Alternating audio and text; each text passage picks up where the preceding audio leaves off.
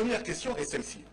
Dans un des rapports, il est mentionné qu'il y a 16 939 428, je crois, millions de dollars, que des donateurs ont donné à la CEDEAO pour des infrastructures routières. Ma question est, qui sont ces donateurs? Mon deuxième propos est celui-ci. Peut-être que nous, CEDEAO, nous regardons le monde, l'Afrique et nos propres pays avec les yeux de nos donateurs. Certains se posent la question, pourquoi cette route va jusqu'au Cameroun? Peut-être que c'est l'intérêt des donateurs et pas l'intérêt de la CEDEAO. Certains parmi nous se posent la question de savoir pourquoi MTN, il faut y ajouter Orange, France Télécom, fait une puce au Nigeria, une autre puce différente au Sénégal, une autre puce différente au Mali, une autre puce différente au Togo et au Bénin, etc. Et on se demande pourquoi ça? Mais parce que c'est l'intérêt du donateur. Mais parce que nous n'osons pas faire ce que font les États-Unis. Les États-Unis ont créé les États-Unis d'Afrique. Mais chez nous là, chacun veut être président chez lui. Chacun veut être président du Parlement chez lui. Chacun veut être député chez lui. Chacun veut être ceci ou cela chez lui, au détriment des intérêts du peuple de l'Afrique de l'Ouest. Voilà pourquoi nous n'aurons pas des puces comme les États-Unis. Voilà pourquoi nous n'aurons pas des routes comme les États-Unis. Parce que nous regardons le monde avec les yeux de nos donateurs. Et quand on lit ces rapports, on a l'impression de lire les rapports du FMI et de la Banque mondiale, les rapports de nos donateurs qui nous parlent de taux de croissance, de déficit, de machin, de trucs. Au lieu de regarder le monde et l'Afrique avec nos yeux d'Africains de l'Ouest.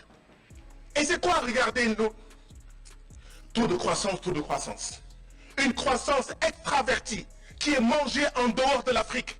C'est pour ça qu'on nous annonce que nous avons 49 millions de citoyens qui vont être menacés de soudure. Ils n'auront pas à manger. 16 millions d'enfants de moins de 5 ans. Ce n'est pas nos enfants. Ce ne sont pas nos enfants. Si c'était nos enfants, on n'allait pas accepter 3 minutes de temps de parole. C'est parce que ce ne sont pas nos enfants qui sont menacés de malnutrition aiguë que nous acceptons 3 minutes. Et c'est ça qu'il faut changer. Thomas Sankara disait, si le Burkina Faso refuse seul de payer la dette, à la prochaine conférence de l'OUA, je ne serai pas là. Mais si cette CEDEAO-là ne change pas fondamentalement, à la 7e législature, il n'y aura plus de parlement de la CEDEAO. Il y a des ruptures à opérer. Aujourd'hui, ce qu'on devait dire, c'est la CEDEAO, quel pourcentage de sa population arrive-t-elle à nourrir? Et quel est l'autre pourcentage qui vient de l'extérieur de la CEDEAO? Et d'ici les 5 ans, comment on fait pour régler ça? D'ici les 10 ans, comment on fait pour régler ça? Au Sénégal, on importe pour 200 à 300 milliards de francs CFA de blé par an. Combien au Mali? Combien au Togo? Combien en Gambie? Combien en Guinée et au Cap-Vert? On parle de sécurité alimentaire, mais il faut aller vers la souveraineté alimentaire. Parce que la sécurité alimentaire, c'est quoi? L'essentiel, c'est que nos populations mangent, peu importe si ce qu'ils mangent vient de la France, vient des États-Unis, de la Chine ou de la Russie. On reste dépendant. Or, la CEDEAO doit aller vers la souveraineté. Et c'est ça que la jeunesse africaine hurle et crie. Et nous, nous restons sourds à cette jeunesse. Nous restons sourds à ces femmes. Nous restons sourds à nos peuples. Si nous continuons à rester sourds, il n'y aura pas de 7e législature. Cette 6e législature risque d'être la dernière, je ne le souhaite pas, de la CEDEAO. Il faut changer ces rapports. Il y a des rapports qui sont coupés, on ne voit pas la fin des phrases, on ne voit pas la partie droite. Il faut les changer, il faut les recommencer et les redistribuer à ces distingués parlementaires. Monsieur le Président, dans mon pays, et je crois que c'est la même chose dans vos pays, aucun directeur n'ose venir à l'Assemblée nationale pour parler avec les députés. Dans mon pays, si le ministre ne vient pas, personne ne vient. Pourquoi est-ce que nous avons 3 directeurs, 0 commissaire aujourd'hui? Je suis sûr qu'ils sont intelligents, je suis sûr qu'ils sont compétents. Je ne remets pas en cause leurs compétences. Mais au nom de quoi les commissaires ne viennent pas pour s'adresser à nous et nous recevons des directeurs? Dans mon pays, ça n'existe pas. Le ministre vient par la force pour respecter la représentation nationale. Nous représentons les peuples de la CEDEAO. S'ils n'ont pas notre temps, ils auront le temps de qui? Ce n'est pas Guy Marius qui est là, c'est le peuple sénégalais qui est là. Ce n'est pas Koné qui est là, c'est le peuple ivoirien qui est là. Ce n'est pas Chérif qui est là, c'est le peuple gambien qui est là. Ce n'est pas Condé, ce n'est pas Fanta Conté qui est là, c'est le peuple guinéen qui est là. S'ils n'ont pas le temps du peuple guinéen, ils auront le temps de qui et de quoi? Il faut des ruptures. Il faut changer cela. Je vous remercie. Nous soyons plus efficaces. Je pense que les différents départements de la commission de la CEDEAO, quand ils se présentent devant le Parlement, nous souhaiterions que vos présentations suivent un certain canevas plus ou moins comparable et uniforme pour nous faciliter le suivi et nos prises de décision. Je souhaiterais à chaque fois qu'il y ait un rappel des dispositions du traité révisé et des protocoles additionnels relatifs à chaque département. Je souhaiterais que les stratégies sectorielles et programmes en cours de vos départements approuvés au niveau du Parlement soient présentés avec le niveau de mise en œuvre. Je souhaiterais également que les niveaux de réalisation par rapport au point d'achèvement dans le processus de réalisation de notre intégration nous soient également présentés. Je souhaiterais également à chaque fois que les obstacles structurels et conjoncturels sur la voie de notre marche d'aller du communautaire vers l'intégration soient également bien clarifiés de manière sérieuse. Et que les aspects qui méritent une action du Parlement soient précisés pour nous permettre d'être efficaces dans nos interventions, nos prises de décision pour permettre donc d'avancer dans la voie de la réalisation de notre intégration communautaire. C'est une recommandation forte que je voudrais vous faire pour que vous en teniez compte. Cela étant, je voudrais dire, en écoutant la présentation du département des affaires économiques et de l'agriculture, j'ai écouté certaines préoccupations considérées comme des défis qui paraissent à cette étape quelque peu préoccupants et ridicules. Vous avez parlé de l'existence de barrières non tarifaires à la libre circulation des personnes et des biens. Je voudrais insister d'abord sur ce point. 2 pays constituent pour nous des ventres mous de la réalisation de cet objectif. Il s'agit de la République fédérale du Nigeria où nous sommes aujourd'hui et de la République du Ghana. Si nous ne nous disons pas la vérité, c'est que nous ne voulons pas que nous avancions dans la réalisation de notre intégration. Monsieur le Président, quand vous prenez la route Badagry-Sémé sur le territoire nigérien, sur environ 30-40 km, vous avez plus de 60 barrages de contrôle routier. Je dis bien 60, je l'ai fait, j'ai compté par moi-même. Monsieur le Président, si le président Ahmed Bola Tinubu, président en exercice de la conférence des chefs d'État et de gouvernement de la CEDEAO, au terme de son mandat, de son 2e mandat, n'aura pas réussi à démanteler ces différents barrages, ces différentes barrières non tarifaires sur la libre circulation des personnes et des biens, je dirais que nous aurons échoué. Et je pense qu'il faudrait transmettre notre message. 35 députés nigériens sur 115 que nous comptons ici, nous vous mandatons pour que vous fassiez ce que vous avez à faire avec votre président, le président Ahmed Tinubu, pour que nous puissions avoir le bon exemple. Je mandate également les collègues ghanéen en la matière.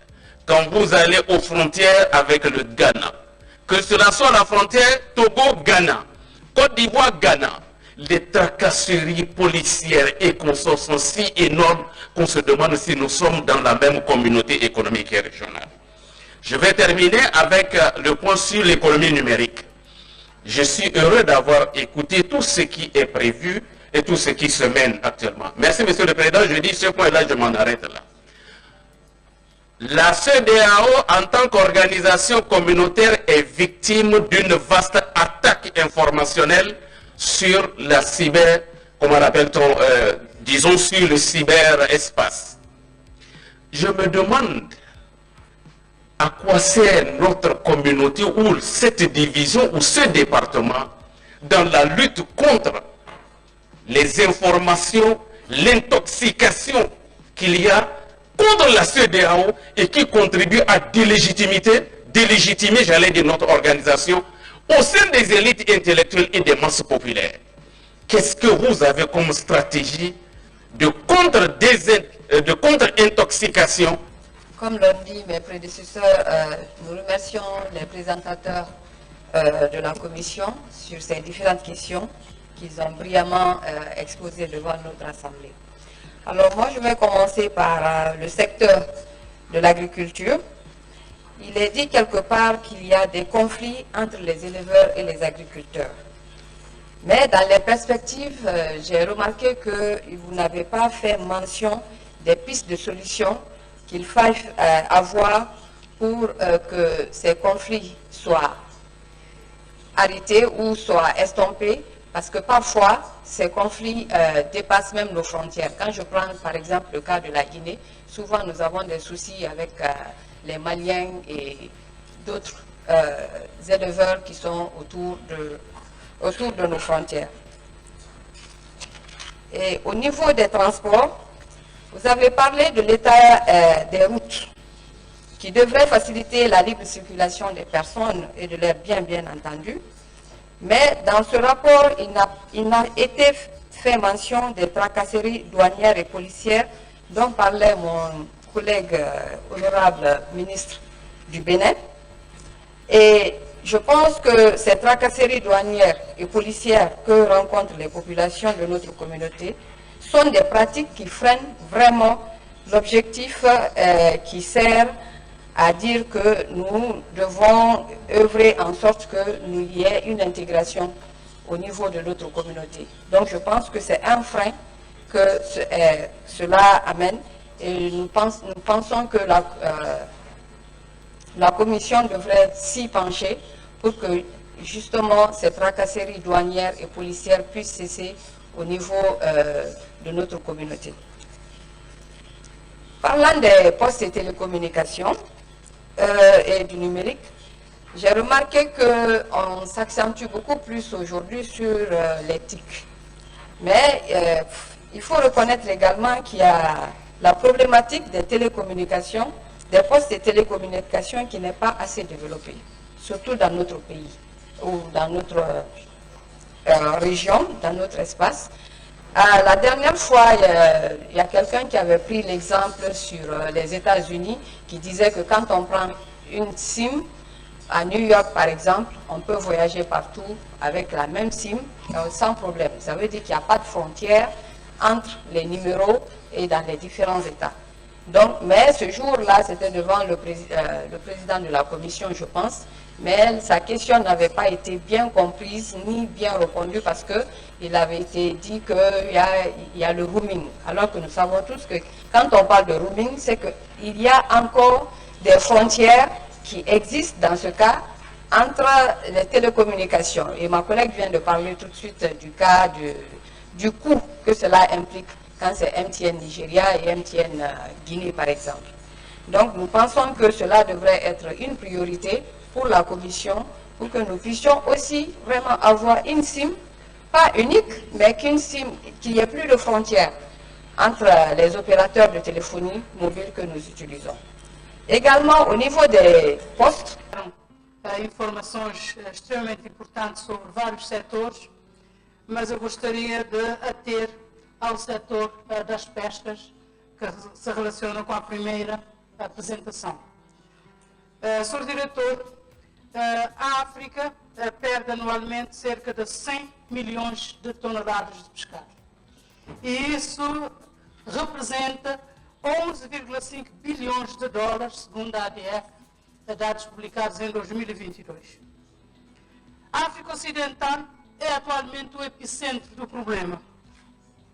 6 países da África Ocidental representam 20% da pesca ilegal no mundo. Ou seja, nós estamos perdendo os nossos recursos. 8 das 10 empresas envolvidas na pesca ilegal são chinesas. Essa pesca ilegal, Sr. Presidente, envolve não só excesso de capturas, mas também captura de espécies sem respeitar o tamanho mínimo legal. Consequentemente, nós temos, para além de perdas económicas, nós temos perda da biodiversidade marinha, temos o problema, portanto, o risco da insustentabilidade das explorações, temos como consequência a pobreza, porque os nossos pescadores não conseguem aceder aos bancos de pesca porque não têm equipamentos de captura adequados. Isso está relacionado com a imigração ilegal de jovens. Aliás, o estudo que nos foi aqui apresentado nos diz que grande parte dos jovens que se aventuram na imigração ilegal pondo em risco a própria vida, vendo o setor das pescas, contribui também para a insegurança alimentar e nutricional. Julga que a CDO deveria dar uma atenção especial a essa problemática. Sr. Presidente, eu sugiro que seja programada uma sessão extraordinária para nós debruçarmos sobre esse tema tão importante para a nossa comunidade. Foram criados centros multinacionais de coordenação marítima de diferentes zonas, nomeadamente a Zona G. Nós gostaríamos de saber se existem já projetos em carteira para nós fazermos face a essa problemática, nomeadamente através da detecção remota ou através do aumento da capacidade da supervisão e fiscalização dos acordos assinados, uma vez que os países individualmente não conseguem fazer face à dimensão desse problema. Eu sugiro também que seja criado um observatório das atividades de pesca na nossa região.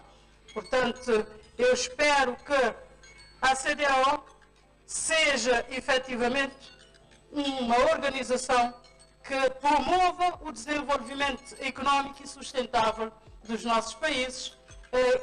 J'espère que vous avez apprécié la vidéo. Prenez un peu de temps pour aimer la vidéo et vous abonner à la chaîne.